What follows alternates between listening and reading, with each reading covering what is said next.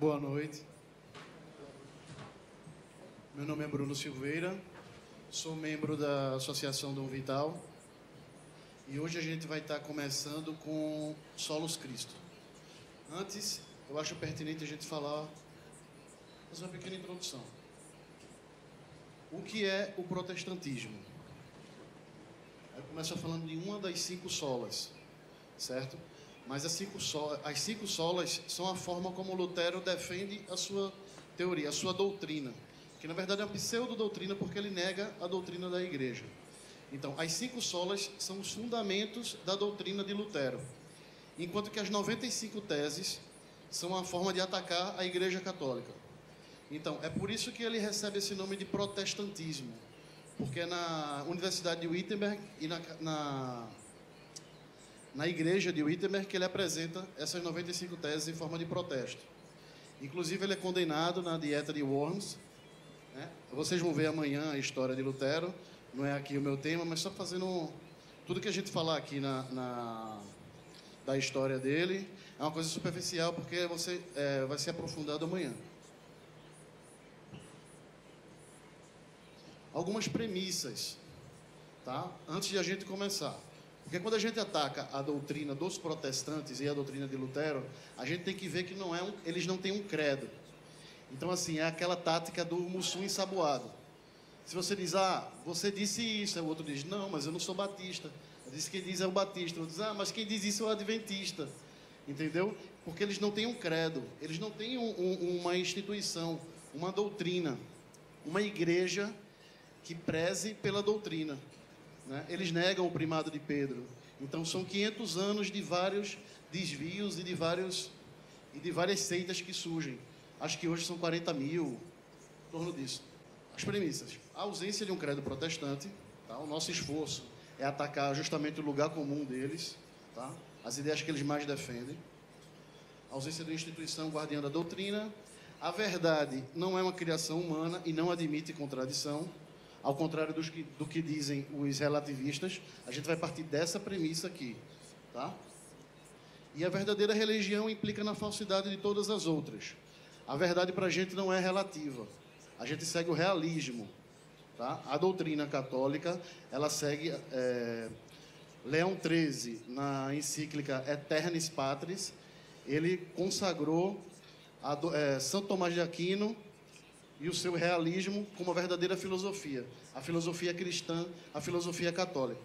As escrituras não são a única fonte teológica, embora nós vamos utilizar aqui algumas passagens das escrituras, mais utilizadas por eles, tá? E vamos mostrar que é falácia deles, que o sola escritura, além de um fundamento da teoria protestante, é também uma técnica de discurso, uma tática falaciosa para produzir certos conceitos que não são realidade, que fogem da realidade.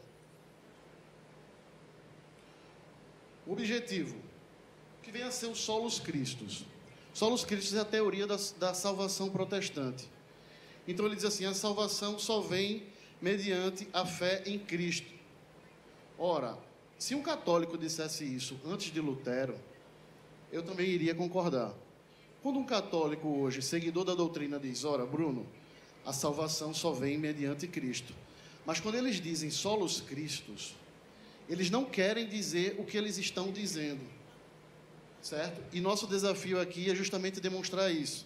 Que o solos Christus, para eles, é uma coisa totalmente diferente do que para nós. A teoria da salvação deles é muito diferente da teoria da salvação católica. Fortalecer o debate entre os protestantes e os católicos, utilizando os argumentos mais utilizados por ele. Denunciar o uso das escrituras como falácia de discurso, certo? Aqui é a diversidade de algumas seitas. Isso aqui o Lúcio Navarro coloca no livro dele, A Legítima Interpretação da Bíblia.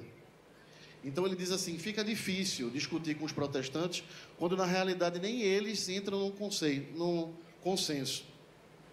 Então, a Santíssima Trindade de Tertuliano, por exemplo, os anglicanos, os luteranos e os calvinistas, muitos acreditam no termo Santíssima Trindade, embora ele seja cunhado pela doutrina e não pelas escrituras. O termo Trinitas surge com Tertuliano, tá? Que é um dos primeiros, vamos dizer, doutores da igreja, mas no final acaba infelizmente apostatando e sendo declarado herege. Mas ele é um dos primeiros que fala no conceito de trindade, que, repito, é doutrinário, né? A Bíblia não fala Santíssima Trindade, embora os textos das Escrituras apoiem esse conceito, certo? Mas o conceito não vem pronto. É preciso a doutrina para apontar vários conceitos que a gente tem hoje, inclusive defendido pelos protestantes. A santidade, a divindade de Cristo, os testemunhas de Jeová, por exemplo, não acreditam na divindade de Cristo. E eles se dizem protestantes. E eles se dizem cristãos, né? Veja você, é outra religião. Isso daí não é uma seita cristã, é outra religião. A santidade de Maria, ou Theotokos, que a gente vai ver na frente, que na realidade é uma heresia cristológica. Quando a gente nega Maria, quando a gente nega a santidade de Maria e a gente nega o Theotokos, o que é Theotokos?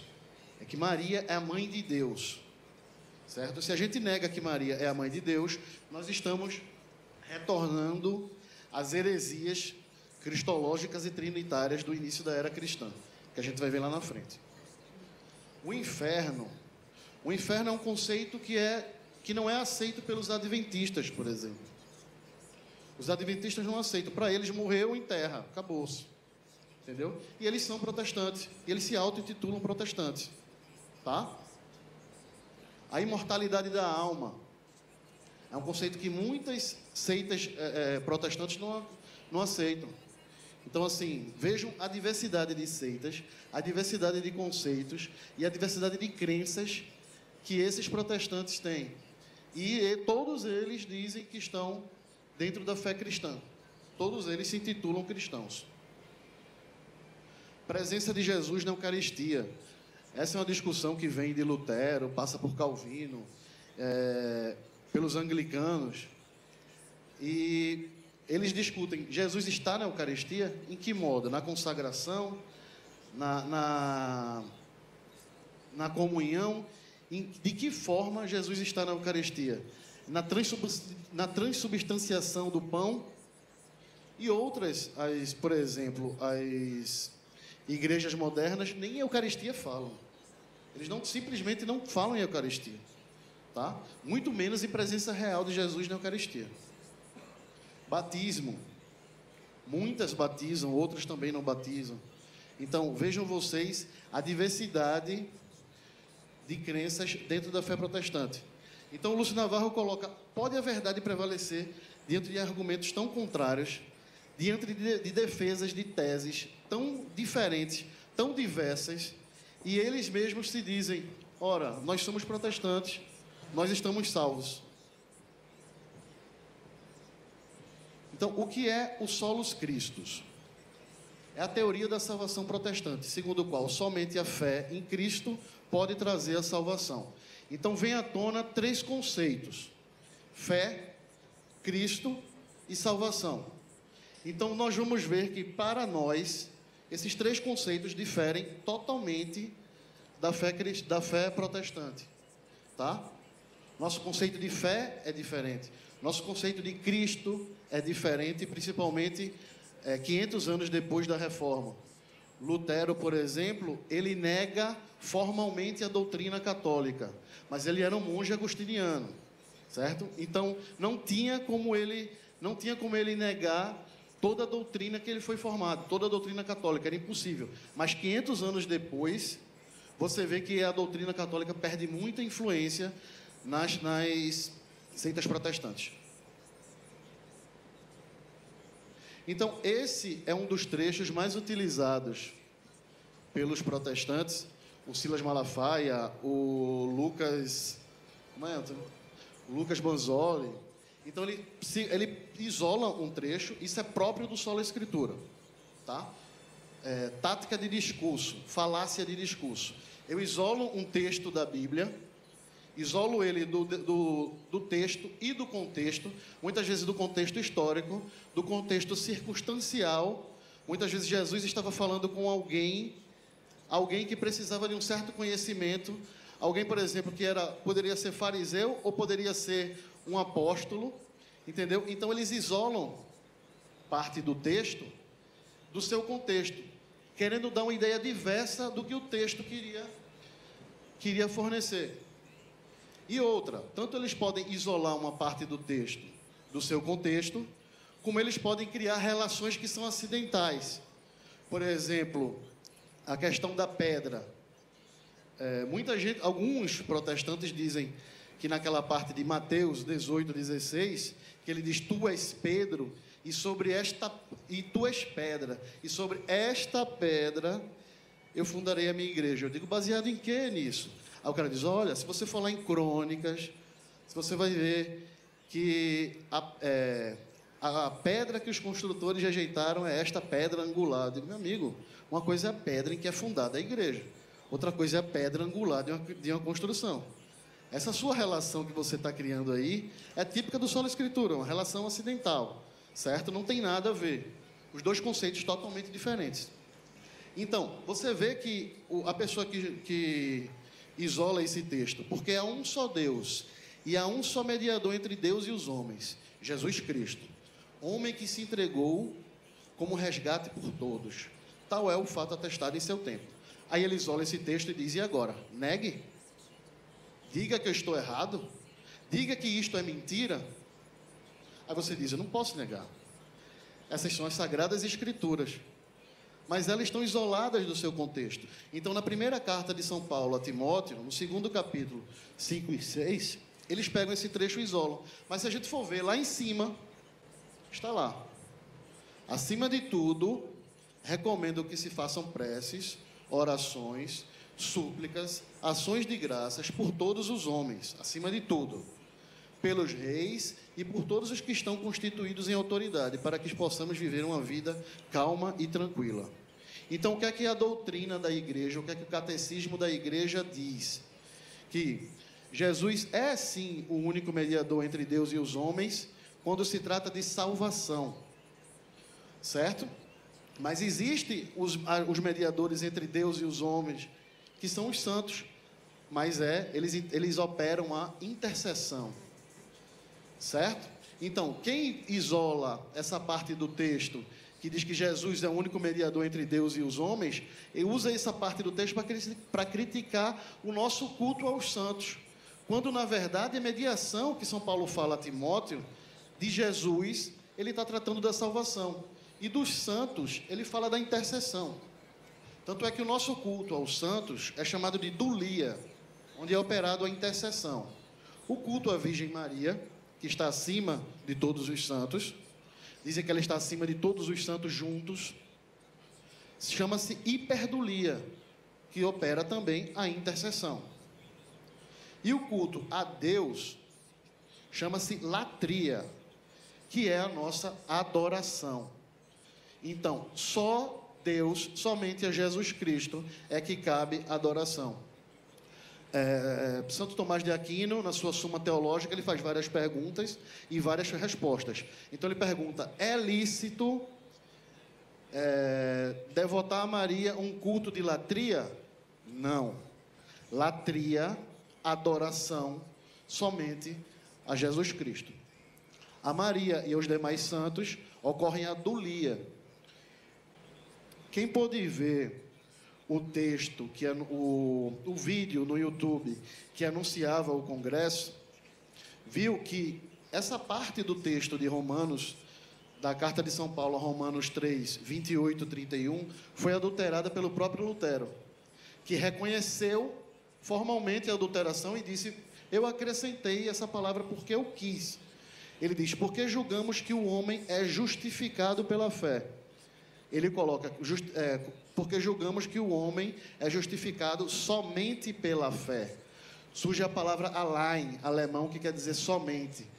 E Lutero, quando questionado pelas pessoas, ele diz o seguinte, ele diz, eu coloquei porque eu quis mesmo. Entendeu? Então você nota que a teoria da salvação protestante, segundo o próprio Lúcio Navarro falava, chama-se a teoria da salvação barata. Você se arrepende dos seus pecados, filho? Sim.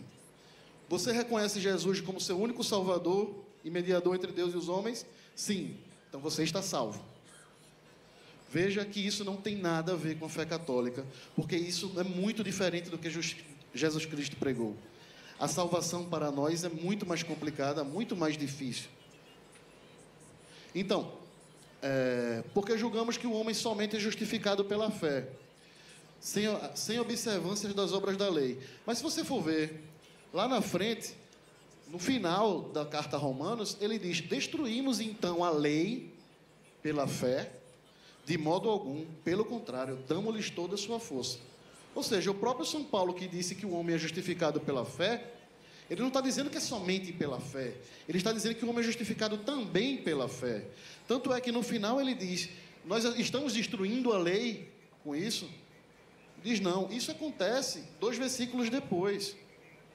Tá? A maioria dos textos da Bíblia que eles usam, que os protestantes usam para nos acusar, você vai poder ver, ou acima ou abaixo, algo que negue as intenções dele. Só que nós não temos o hábito de estudar as Escrituras, e nós não devemos, por nós mesmos, estudá-las sem uma direção espiritual, tá? Sem o catecismo. Deveríamos estudar as Escrituras através do clero. A mesma Bíblia que diz que o homem é justificado pela fé é a mesma Bíblia que, em São Mateus, capítulo 19, 17, um dos discípulos pergunta: Mestre, Senhor, o que eu devo fazer para ter a vida eterna? E ele diz: por que me perguntas o que é necessário para seres bom? Somente Deus é bom. Se queres ter a vida eterna, observa os mandamentos. Ele diz: e quais os mandamentos? E ele diz os mandamentos. Aí depois ele disse: mestre, eu tenho observado os mandamentos desde a minha infância. Aí ele disse: tudo bem, então vai, vende teus bens, dá aos pobres e segue-me. Veja como é fácil a salvação, né? Então veja que o Sola Escritura, além de um fundamento da teoria da doutrina protestante, o fundamento da doutrina protestante, ele é uma técnica de discurso, certo? Eles tanto isolam uma parte do texto de seu contexto, como eles criam relações que são meramente acidentais. A justificação pelas obras. São Tiago, no capítulo 2, 24, ele diz: estás vendo que o homem não é justificado somente pela fé, mas também pelas suas obras. Ele diz taxativamente. Na primeira carta de São Paulo a Timóteo, no capítulo 4, 16, ele diz: cuidai-vos da tua instrução. Aqui a questão é instruir-se, estudar. Cuidai-vos da tua instrução, porque assim fazendo, cuidarás da tua salvação e de quem te ouvir. Isso aqui está mais relacionado ao sermão do padre, tá? Que é algo muito importante, né? Quando o sermão segue a doutrina católica, quando o sermão é verdadeiro, ele é muito importante. Ele interfere demais na vida das pessoas e no destino delas. Na primeira carta de João, ele diz: quem anda na luz e vive na luz será purificado pelo sangue de Cristo. Então, vê lá, a mesma Bíblia que diz que você é justificado pela fé, que os protestantes dizem que é somente pela fé, é a Bíblia que manda você observar os mandamentos, que diz que você é justificado pelas boas obras, que o sangue de Cristo, que a sua instrução pode salvar a ti e a outra pessoa que te ouve, e que a purificação através do sangue de Cristo, para quem anda na luz. Em Atos, que foi escrito por Lucas, São Pedro diz: arrependei-vos dos vossos pecados e se batizais, para que seus pecados sejam remidos. Então, São Pedro, nesse trecho dos Atos dos Apóstolos, ele está falando justamente disso, do batismo na necessidade do batismo para a remissão dos pecados. Arrependei-vos dos vossos pecados, sedes batizados, e seus pecados serão remidos. E no Evangelho de São João, Jesus fala do poder dos apóstolos, dos sacerdotes, de concederem o perdão pela penitência. Então ele fala: os pecados que vós perdoardes serão perdoados, os pecados que vós retiverdes serão retidos. Tá? Isso nada mais é do que a penitência na Bíblia. Em várias outras passagens, as Escrituras também tratam da penitência. Pecados remidos pela extrema unção. São Tiago, no capítulo 5, 14 e 15, ele diz: ora, se existe um enfermo, chamai o sacerdote, para que ele ore e unja sua cabeça com óleo. Isso que é a extrema unção. Note que muitos dos sacramentos estão muito bem explicados na Bíblia. Sacramentos esses que Lutero conhecia, sabia o que tinha fundamento nas Escrituras, embora as Escrituras, repito, não sejam o nosso único lugar teológico. As Escrituras não são a nossa única fonte de conhecimento teológico. A igreja utiliza, isso seria só a Escritura, né? A igreja utiliza os santos, a doutrina, a tradição, a revelação, os doutores, se eu não me engano, são 13 os lugares teológicos, as fontes de conhecimento teológico.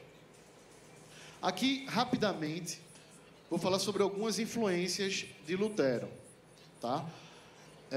Amanhã vocês vão ver, na aula do professor André, a vida de Lutero. Então, vamos falar aqui algumas influências. Naquela época, as nações estavam se formando na Europa. Os reis estavam acumulando poder. Então, o rei, muitas vezes o rei, via na igreja uma forma de tolher o seu poder. Entendeu? O Henrique VIII, o fundador do anglicanismo, foi um deles, né? Ele era casado com uma mulher que não podia ter filho e queria um divórcio ilegítimo e queria que o padre abençoasse, o Papa abençoasse. O Papa disse não. Então, note que à medida que o poder dos reis na Europa vai crescendo, a igreja vai se tornando um obstáculo na vida dos reis. Alexandre VI, para quem não conhece, esse aqui foi o Rodrigo Borgia, foi uma das influências. Lutero falava muito desse Papa. Ele teve que usar da influência econômica para ser eleito Papa. Enfim, foi um mau Papa, tá? Muitas mentiras. Dizem que ele era sifilítico, que tinha 12 filhos. Mas, enfim, ele foi um mau Papa, tá certo? E foi uma das influências de Lutero. Lutero usava muito o Alexandre VI, o Rodrigo Borgia, para acusar a igreja. Os bens eclesiásticos. Quem comprar esse livro aqui do Lutero, do Fonck Beltrano, vai ver no seu capítulo 22 que os príncipes da Alemanha, não era o reino da Alemanha, era o Império Sacrosanto Germânico. Eles tinham um desejo muito grande de se apossar dos bens eclesiásticos e viram em Lutero um aliado para isso. Tanto que Lutero realiza, vocês vão ver no capítulo 22, um casamento bígamo de Filipe de Esse. Filipe de Esse era uma pessoa que já era casada, tá? Mas ele tinha um amante. E o que ele queria? Legalizar essa situação de amante. Então ele queria casar pela segunda vez. E quem ele recorre? Recorre a Lutero. Então ele manda uma carta e diz o seguinte... nessa carta ele diz: olha, a minha esposa autoriza que eu case com outra mulher, desde que seja autorizado por uma pessoa desde que seja legitimado por uma pessoa autorizada do culto reformado. Aí Lutero ele reluta, mas no fim ele autoriza o casamento bígamo de Filipe de Esse. Vocês vão poder ver nesse livro que depois dá um escândalo depois, que é abafado, mas Lutero, ele participa de um casamento bígamo do príncipe Filipe de Esse, que diz: olha, se você quer se apossar dos bens da igreja, se você quer ajuda nesse processo, nessa revolta protestante que você quer realizar, você vai ter que aprovar esse casamento. Certo? Pedro Valdo, nosso amigo Antônio, ele dá uma aula sobre a Idade Média, sobre as heresias da Idade Média. E lá na Idade Média existe o Pedro Valdo. É um comerciante rico de Lyon, que em 1176 tem acesso à Bíblia, ele lê o Novo Testamento e é o primeiro a primeira pessoa a defender formalmente o sola escritura. Ele diz, olha, ele forma uma seita lá, chamada depois de os valdenses, que posteriormente se junta aos calvinistas. Mas ele entra em conflito com a igreja. É interessante, Pedro Valdo foi um dos primeiros a negar, a acusar o culto dos santos como idolatria. Então você vê que Lutero, ele não inventa nada, ele só mistura, certo? Toda heresia nova, na realidade, é uma mistura de algo que já veio antes. Isso, principalmente hoje em dia, a gente vê muita coisa que acha que é novo, mas nada mais é do que um retorno às velhas heresias. Nominalismo. O nominalismo surge formalmente através de Roscelino Compegne, que é um pasmem, um escolástico. E o que diz o nominalismo? O nominalismo ele influencia muito Lutero, mas ele vai influenciar mais ainda na filosofia de Kant, que não é o nosso objetivo aqui. Mas é muito interessante a influência que o nominalismo tem até os dias de hoje, no nosso relativismo, no nosso subjetivismo. O nominalismo, ele nega formalmente a existência dos universais. O que são os universais? São os predicados, a verdade ontológica. Ou seja, o que relaciona todos nós aqui. O que existe em todos os nós que é igual? O gênero humano, né? Animal, racional. Gênero próximo, diferença específica. Isso é o que Aristóteles sempre fez para definir os seres. Gênero próximo, diferença específica. Gênero próximo, animal. Diferença específica, racional. Isso é a nossa essência. Essa é a nossa natureza. Mas para os nominalistas, isso é só um nome. Para os nominalistas, nós somos seres singulares. Tá? Não, essa relação que existe entre nós, entre todos os seres, na verdade, é um nome, é só um nome. É um nome que a nossa consciência dá. Porque, na realidade, cada ser é um ser singular. Isso pode parecer que tem implicação somente linguística, mas isso na metafísica, isso, na verdade, é o assassinato da metafísica e da ontologia, uma vez que ele nega o ser ontológico, né? Mas não é o nosso...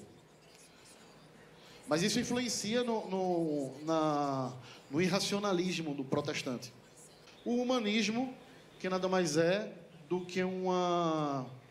Muitos dizem que o humanismo não é anticlerical, tá? Mas o humanismo nada mais é do que a gnose, que nós não vamos tratar aqui, tá? Mas eu recomendo que você... Existe um livro do professor Orlando Fedeli que ele fala do antropoteísmo, tá? O humanismo nada mais é do que a religião do homem. Você tira Deus do contexto e passa a se interessar somente pelo homem. Isso tem impactos incríveis na teologia. Influencia muito a teologia de Lutero.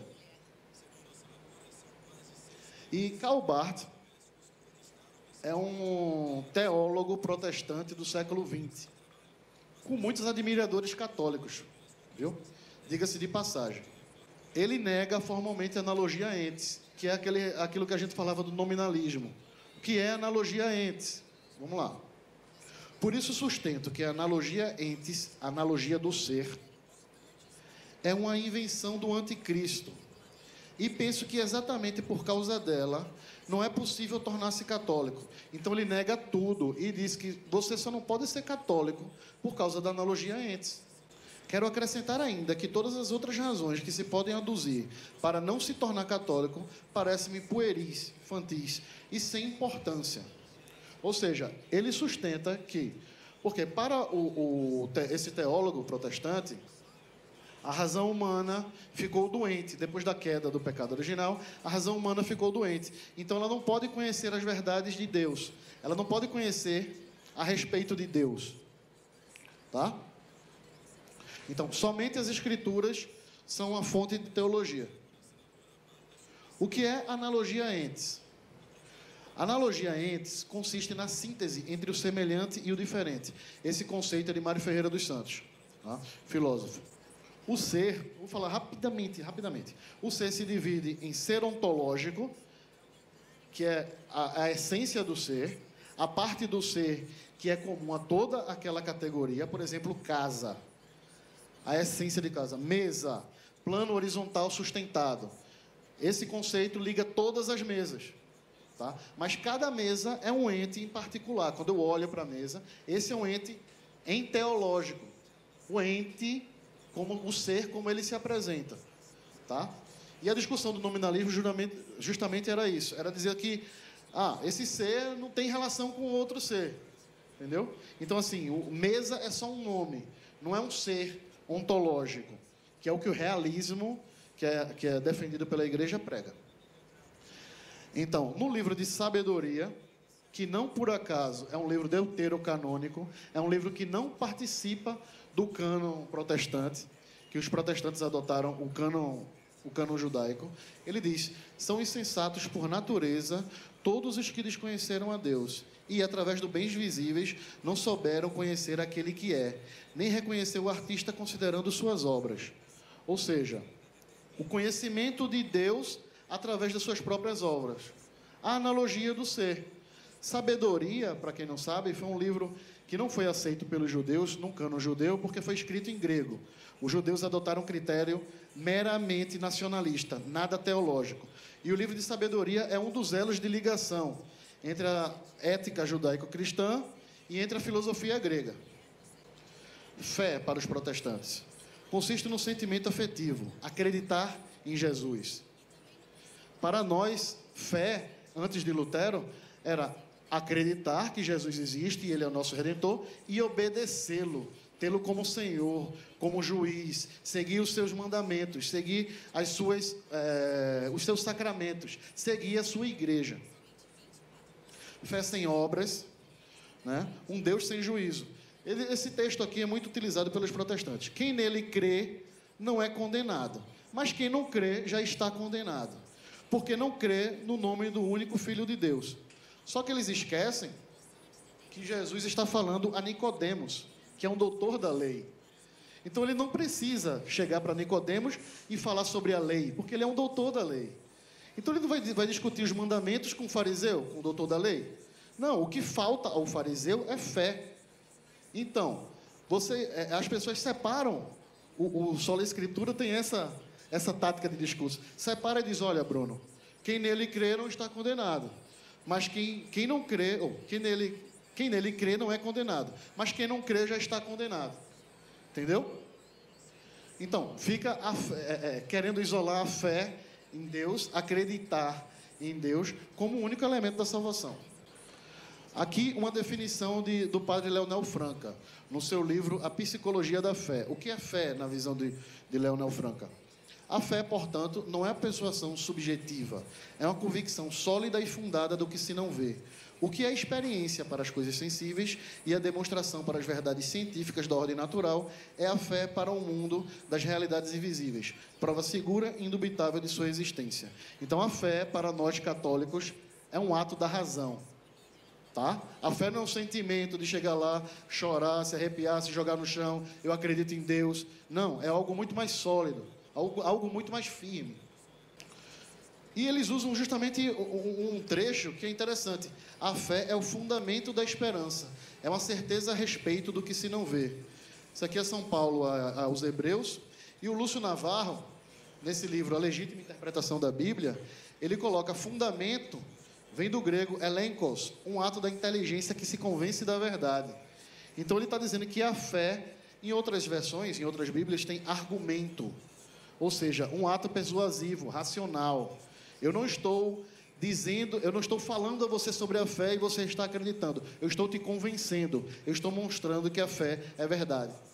As obras da lei. Aqui uma passagem sobre Romanos.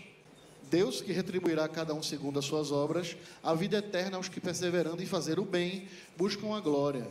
e honra e a imortalidade. Mas ira e indignação aos contumazes, rebeldes às verdades e seguidores do mal. Ou seja, a Bíblia fala muito de moral. A Bíblia fala muito em ser bom, em fazer o bem, em agir bem. Ela fala muito nas obras da lei. Tá? Então, a teoria da salvação protestante, ela deturpa todo o conceito de fé.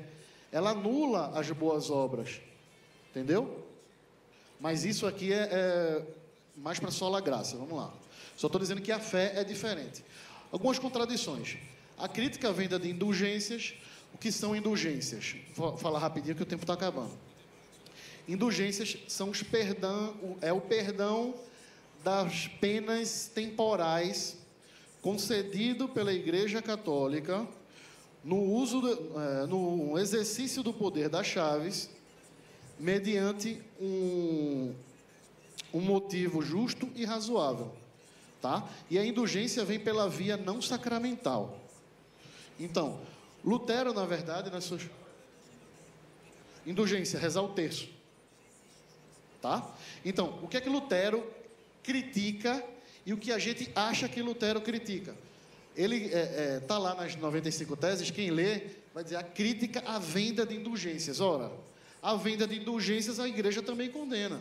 Se você for olhar na enciclopédia católica, existe um capítulo chamado O que não é indulgência. E ele fala, a indulgência não é um bem que possa ser vendido, comercializado. O que Lutero condena nas 95 teses é justamente... O que Lutero condena é o conceito próprio de indulgência. Então, a indulgência, justamente, é o perdão da pena temporal, que é o dano causado pelo pecado. Ou seja, Lutero ele erra no conceito de indulgência porque ele não entende direito o conceito de purgatório. Porque para haver indulgência, o pecado em si foi perdoado, mas fica o dano. Você matou uma pessoa, por exemplo, se confessou, foi perdoado, fez a penitência, tudo direitinho lá, o ato de contrição, mas ficou o dano, ficou a dor da mãe que chorou, que perdeu o filho. Entendeu? Vai ter que ser preso e vai ter que pagar no purgatório. Isso é indulgência. O pecado a indulgência é do pecado que já foi perdoado. Entendeu? Ela se refere ao dano causado pelo pecado. Tá, aqui vamos dar uma avançadinha. Tá? E ele fala da venda de indulgência e hoje em dia a teologia da prosperidade de Silas Malafaia. Tá? Não vou passar muito tempo nisso aqui. O antissemitismo de Lutero, que a gente vai ver. Ele lançou um livro sobre os judeus e suas mentiras. E posteriormente... a adoção do cânon judaico, né? Não sei se eles odeiam ou se eles amam os judeus. A crítica ao poder papal, né? Lutero critica o poder papal e, ao mesmo tempo, Calvino, pouco tempo depois, estabelece um Estado teocrático em Genebra, tá? Um Estado violento. Será, pois, para nós cristãos, tarefa muito séria de tudo fazer para livrar-nos as nossas almas desta peste que são os judeus. Devemos, antes de mais nada, como já dissemos, queimar suas sinagogas com enxofre do próprio inferno. Esse aqui é Lutero, Martinho Lutero, sobre os judeus e suas mentiras. Tá? O nazismo vem daí. Hitler cita Lutero, Frederico o Grande e Wagner, Richard Wagner, como os grandes alemães.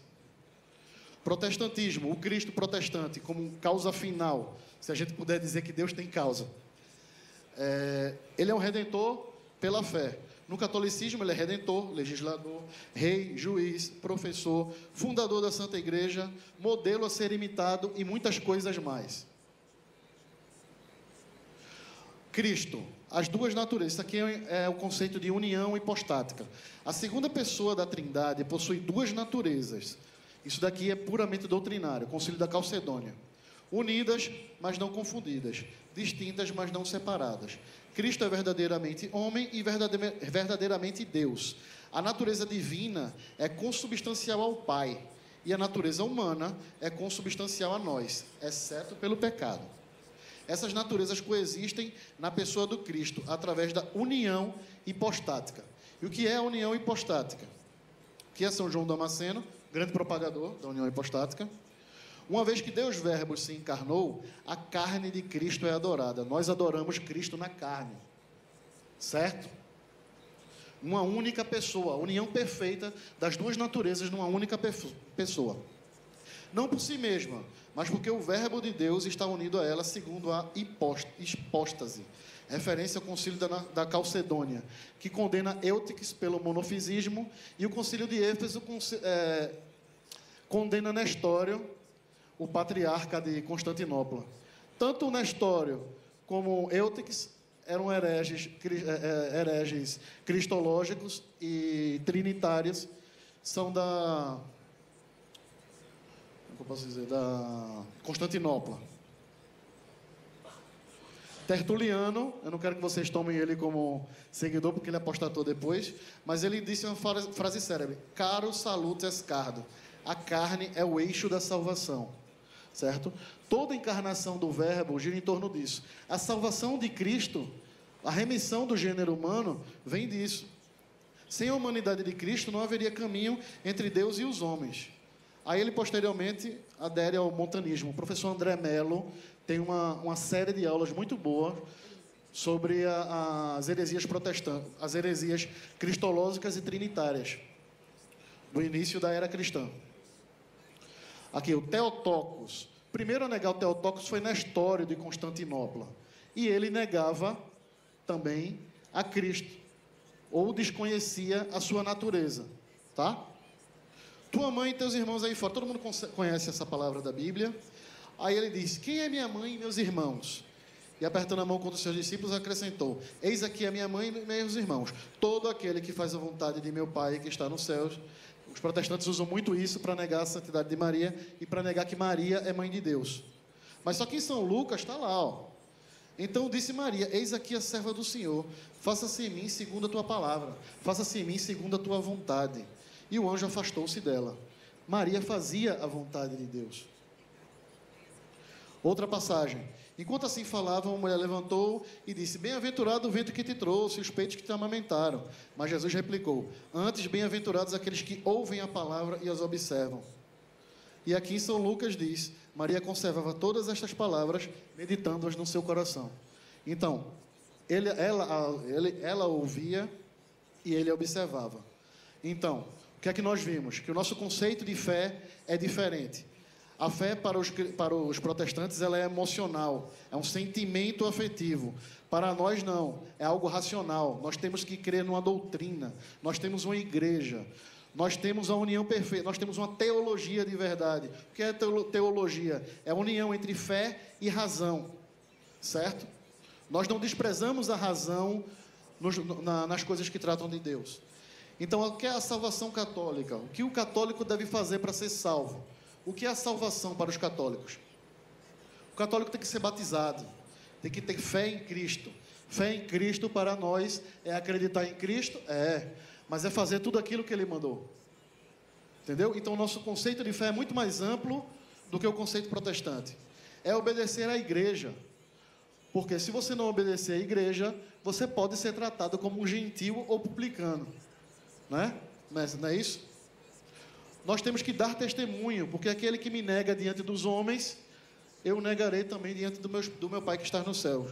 Cumprir os mandamentos, realizar boas obras, negar-se a si mesmo, realizar penitência, comparecer todos os domingos à Eucaristia, orar e vigiar, apelar para a graça de Deus e intercessão dos santos, obrar a salvação com receio e com tremor.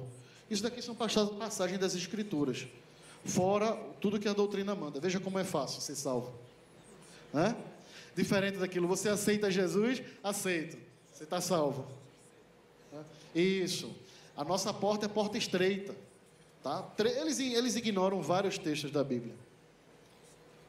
Alguma dúvida? Aqui algumas fontes, tá? Psicologia da Fé, um livro muito bom. Na verdade é um 2 em 1. É o problema de Deus e a psicologia da fé, de Leonel Franca. A legítima interpretação da Bíblia, de Lúcio Navarro. Tá? O Concílio de Éfeso, para quem tem o Denzinger, está em 250, 252. O Concílio da Calcedônia. O Concílio de Éfeso é que condena Nestório, pela negação do Theotokos e por ele negar a união hipostática. O Concílio da Calcedônia condena Eutiques pelo monofisismo, que diz que Deus só pode ter uma natureza. Ambos negam que Maria é mãe de Deus. Ambos negam o Theotokos. Então, todo protestante que nega que Maria é mãe de Deus, nega ou a Cristo diretamente ou alguma de suas naturezas. Logo, quem nega Maria não pode ser chamado de cristão. Quem nega que Maria é mãe de Deus não pode ser chamado de cristão. Por quê? Porque não existe separação das naturezas em Cristo. Tá? As duas naturezas, humana e divina, estão unidas, mas não confundidas. Distintas, mas não separadas. Tá? Então, esse é um dos grandes mistérios é a encarnação do Verbo, né? Um dos grandes mistérios da fé cristã. Concílio Vaticano I, a encíclica Mystica Corporis, e aqui foi onde eu baixei o livro sobre os judeus e suas mentiras. Alguém quer fazer alguma colocação? Você falou que Cristo, para nós católicos, é adorado na carne, né? E para os protestantes, eu não peguei muito. Que diz que... Eu devia ter colocado aqui. Boa pergunta, Antônio. Eles usam um texto de São Paulo que diz que Cristo deve ser adorado em espírito. Mas engraçado que eles têm uma técnica de interpretação de texto, que eles, ora, Cristo tem que ser adorado em espírito? Tem. Mas Cristo tem que ser adorado na carne? Tem. É a mesma coisa daquele, pela fé somos justificados. Somos. Mas somente pela fé? Não. Então, todos os nossos... É uma tese que um padre brasileiro levanta, né? Não vou citar o nome dele. Mas que o problema não é eclesiológico. O problema é cristológico. Os protestantes adoram outro Cristo. Principalmente quando eles negam que Maria é mãe de Deus. Quando eles negam que Maria é mãe de Deus, eles estão negando a natureza divina de Cristo. Porque eles dizem assim, olha, existem algumas formas de negar Maria. Por exemplo, a forma acidental. Eu digo assim, Maria não deu à luz a Jesus. Você interpretou o texto errado, a propósito, ninguém sustenta isso. Mas existiria uma possibilidade dela não ter dado à luz a Jesus. Outra é dizer que Maria não pode ser mãe de Deus por ser humana. Essa é que a maioria dos protestantes sustentam. E era isso que Nestório, de Constantinopla, sustentava. E Nestório foi condenado como herege cristológico, por negar o Theotokos, por negar que Maria é mãe de Deus. Entendeu? Mais alguma pergunta?